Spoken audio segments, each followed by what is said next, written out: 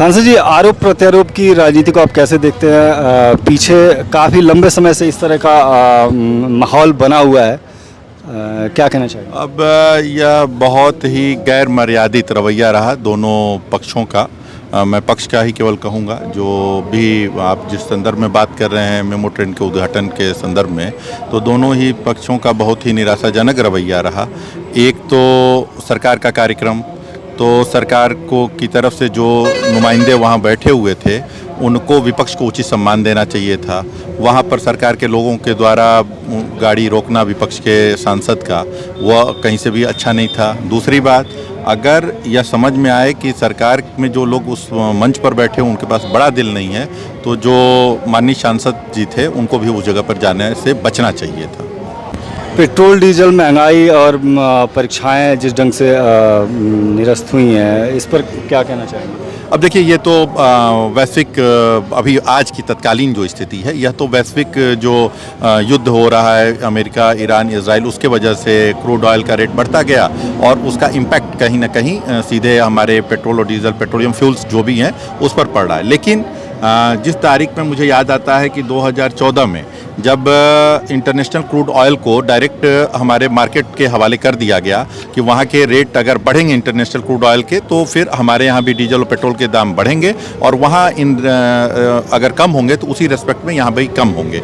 लेकिन जो बाद की सरकार आई उस वक्त की, वो रेट तो कम होता गया क्रूड ऑयल का। ये हम बात तो आपको बता रहे हैं कि जब $106 पर बैरल था, तो यहाँ पर डीजल का रेट 64 रुपये लीटर होता था। रेट वो कम होते होते $60 पर बैरल हो गया। लेकिन यहाँ पर रेट उसी तरह रहा और जीएसटी में नहीं लाया गया। एक्साइज ड्यूटी के नाम पे उस चीज़ों को बढ़ाया गया और बढ़ती चली गई। आज के हालात उन हालातों से इतर हैं। आज वैश्विक जो युद्ध हो रहा है ईरान, अमेरिका और इजराइल के बीच का, उसके वजह से होर्मुज जो नाकेबंदी हुई, वहाँ से हमारी जहाज़ें नहीं आ पा रही हैं और उसका इम्पैक्ट सीधे सीधे डीजल पेट्रोल पे पड़ रहा है। तो आज की परिस्थितियाँ कुछ और है। लेकिन अगर सरकार सचेत रहती तो पहले जो 2014 से लेके जो इस युद्ध के पहले तक स्थिति थी, वह काफ़ी बेहतर हो सकती थी और उसकी सीधे सीधे लाभ जनता को मिल सकता था। वैश्विक हालात जैसे भी हों, लेकिन ऐसे भी आरोप लग रहे हैं सरकार पर कि ईरान और रशिया से तेल नहीं लिया जा रहा है जहाँ से तेल सस्ता पड़ता, बल्कि अन्य देश से तेल लिया जा रहा है जहाँ से महंगा तेल हमें पड़ रहा है। अब देखिए, तमाम बातें हैं उसमें। जैसे ट्रेड डील हुई, आप या वो कह रहे हैं, ये सारी बातें आई जो यूएस ट्रेड डील में जो भारत पर थोपा गया। और यूएस ट्रेड डील में अगर ट्रेड डील नहीं होगी तो उसका भी नफ़ा और नुकसान हमारी जनता पर पड़ेगा।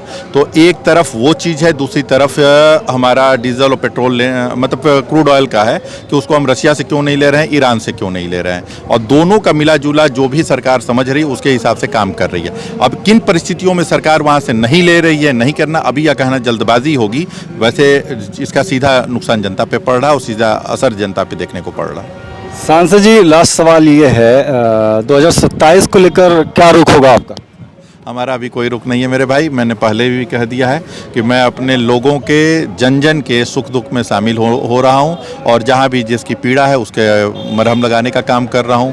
किसी के यहाँ खुशी है तो उसकी खुशी में भी जाने का काम कर रहा हूं। मेरा अभी यही है। बाकी जो मेरे समर्थक, जो मेरी जनता चाहेगी, जो मेरी भूमिका तय करेगी, वहाँ मैं अपनी भागीदारी सुनिश्चित करूँगा। जी, बहुत बहुत